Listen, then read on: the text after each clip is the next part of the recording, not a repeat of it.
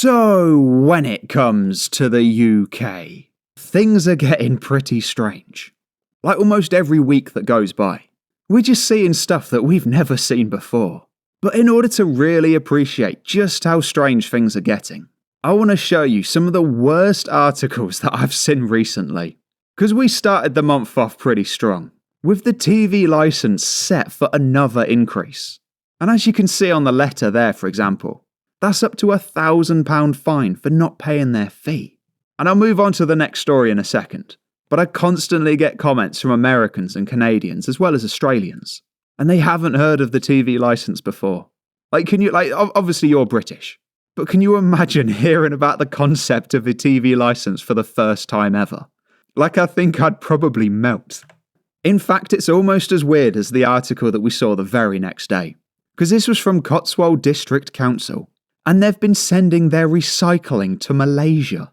And as you can see there on the screen, that's over 6,600 miles away. You imagine that. You go through all that effort to just separate your recycling. Then you put it in the bin and you wheel the bin to the end of your driveway. Then the council, which apparently are very concerned about emissions, then they send it to Malaysia. No, we're British. We ruled the world, we can sort out our own cardboard. But then again, the term British is kind of a bit odd these days. And just as you can see by their spelling there, they've spelt Queen with a W. And first of all, in the UK, you've kind of got to spell this word right. That's why with this here, it would kind of lead me to believe that it was done by someone who's not very British. I don't know how to phrase it, but you must admit, it's a bit of a ghetto way of spelling it. Do you know what I think you can read into that? You know what I mean. You know what I mean. And if that diversity job doesn't work out, well, maybe they can apply for this one here. Because it was for the head of diversity and inclusion for the National Audit Office. And as you can see there, they got the salary, 75 grand all the way to £80,000 a year. I don't know what's happening in the government and the public services, but 80 grand a year for a diversity job.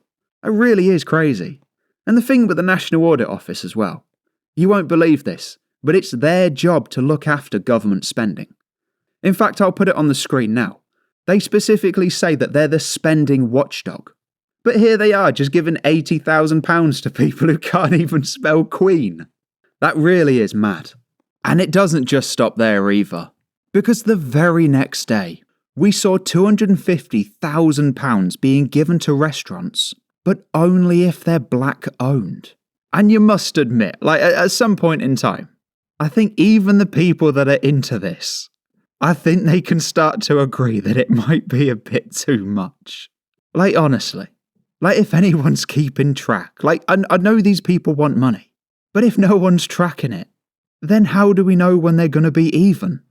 I guess, to be fair, on second thoughts, I guess they're never going to be even. Then we saw this tweet here from Paz49. And honestly, this is something that I've never thought of before.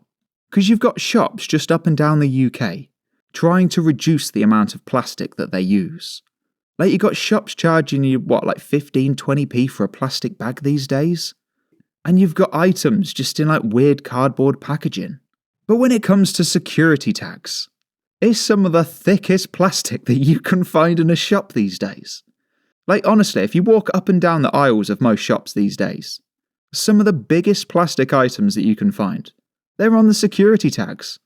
So that means when it comes to your convenience, they've got to use as little plastic as possible.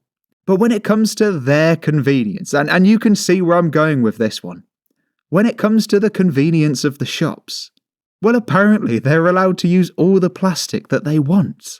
I know I say it a lot, but that really is mad. That dynamic there. When it comes to you, no plastic. When it comes to them, apparently all of the plastic. But then we saw this chart here, and it's always decent to look at a chart every now and then. But this one here was the people crossing the English Channel in boats. And you can see where we were when this article was published. We've had almost 34,000 people just come in, and that's only by boats as well. You imagine how many people come in through the back of lorries, or just overstay their visas. Either way, there's no reason for these people to be in the UK. But then we saw this one here about low traffic neighbourhoods. where they've been accused of, right, get this right, they've been accused of just putting up these low traffic neighbourhoods just to make money. And I know that's something that we've been thinking all along. Like, the only reason why they have these zones is to get money out of the local citizens. Like, just fining them when they drive through it.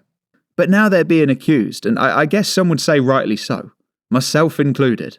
They've been accused of just doing it to balance the books. And as you can see by that quote there, that was from a Conservative councillor saying that if they get rid of these low traffic neighbourhoods, then, I quote, £20 million of future income would have to be replaced. And something I said at the time, which, like, I really haven't stopped thinking about it. I know there's probably better things to think about, but like this stuff does keep me up. But to the public like you, they call them low traffic neighbourhoods. But behind closed doors, they call it future income. And not only that, you imagine trying to remove these stickers on there. That'd be a crime in itself. And the thing is, right, it's not as if we get value for money. You know, if the council was doing stuff with this £20 million, that'd be one thing. But now we've got sinkholes appearing underneath British streets. Because as you can see there, you got a 50-foot sinkhole, and houses have had to be evacuated. And someone pointed out in the comments that it could have something to do with mine shafts. Because it is from Wales, and that would kind of make sense. The way there could just be an old mine in the area. And maybe that's what's caused this. Because you must admit, like, that hole there, it is kind of consistent. And it's just like a sheer drop. I don't know, it just kind of seems like there must be something else. Like, it can't just be a hole in the ground. There's got to be something else going on there. But then the very next day, we went from Wales to London, where we saw this post on Reddit. And to be quite honest with you, like, I really don't think it's a bad idea. Because it says that people, well, that they're calling them these dishonest individuals. I guess you probably could call them that. It says that they're removing their licence plates just to park illegally. And you must admit, whilst it's not going to be a long-term solution, it does buy you a little bit of time. Like, I'm sure even in your own day-to-day life, you find parking, like, it's awful. Let's face it, it's absolutely awful. Either there's nowhere to park, or you've got to pay an extortionate fee just to do so. But like I said, it might not be the smartest idea ever, but it is kind of clever. But straight after that, right, we saw this headline here, where Labour are bringing 3-week bin collections to the whole of England. And you might be sat there now thinking that it's all good. You know, most of your guys are going to get your bins collected once every 2 weeks. And for most people, that is absolutely fine. But what you got to think to yourself, right, is that if you go from 2 weeks to every 3 weeks, that means that you're waiting an extra 50% longer. So, in theory, like, your bin's going to have to be 50% bigger. So if you're just cutting it fine at the moment, when this 3-week bin collection comes in, we're really going to notice it. But something that apparently nobody noticed. And I'll tell you why nobody noticed in a moment. But it turns out for the last 3 years, this beautiful 16th century country house, complete with 4 poster beds and open fireplaces as well as lake views, has been hosting migrants. And like, you can just see it there. That really is a nice looking place. But now you're not allowed to stay in it, because it's just been taken up by Kazakhstan Keef. And like I said, I'll tell you exactly why nobody noticed this. It's because we don't have the migrant list. You know, we've never, like, from the government I'm talking about, we've never actually received, like, any list or confirmation of all of these hotels. Like, at some point in time, it was like 200, 300 or 400. And nobody ever received a list. And they say it's for security. Like, they say, oh, you know, we want to keep them safe. Even though they came here saying that the UK's a safe country. They still, apparently, they still want to keep these guys completely safe. But I would have to disagree with the government on this one. I would say it's because they don't want articles like this coming out. You know, they don't want to show the British public what our tax money is being spent on. And also where our history is going as well. Like, whatever way you slice it, it's just bad all around.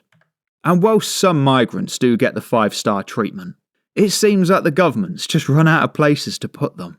Because it says that asylum seekers are to be housed in disused care homes as well as student accommodation. And they're trying to find up to 800 new sites.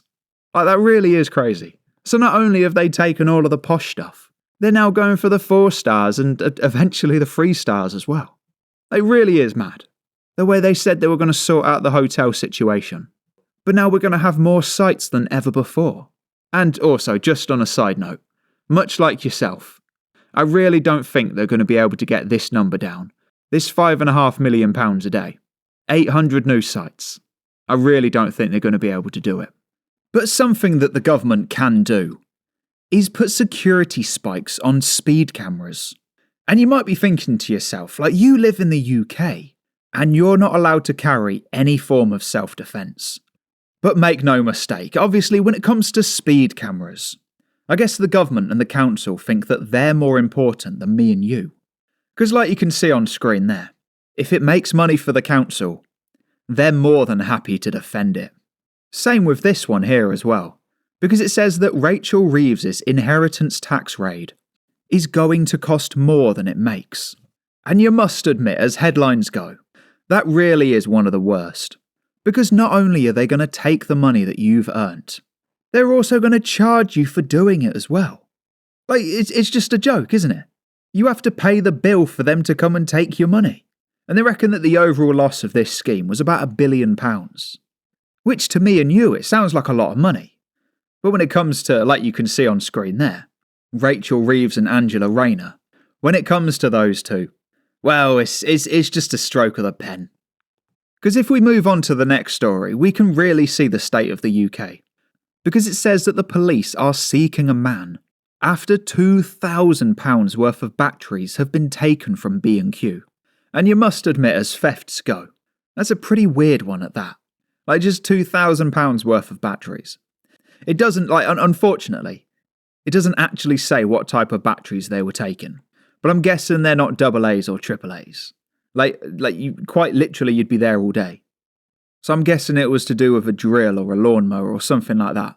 Either way, someone's been able to walk out of B&Q with £2,000 worth of batteries. Then we moved on to this story here. Because like I said, the government, like most of the time, they don't seem very interested in stopping crime. But occasionally they do come out with some half-decent ideas. Because it says that high-tech drones will be used to crack down on migrants crossing the channel. And I will just say as well, it is just cameras that they're going to have on board. Don't get your hopes up. It's not going to be anything too interesting. It's quite literally just cameras. Like for example, you're looking at that photo on screen there, that white drone. That's one of the very ones that the UK government use at the moment. So it should be interesting to see where it goes. But like I said, these were some of the worst articles that we saw last month. Because it really does feel like day after day, we're just seeing the UK get worse and worse. So that's why I like to keep track of it all for you. It just makes it that little bit easier, and then all you've got to do is just watch a video. So if you're interested in videos like this every single day, then you've got to become one of the 58,640 subscribers. This country has gone crazy.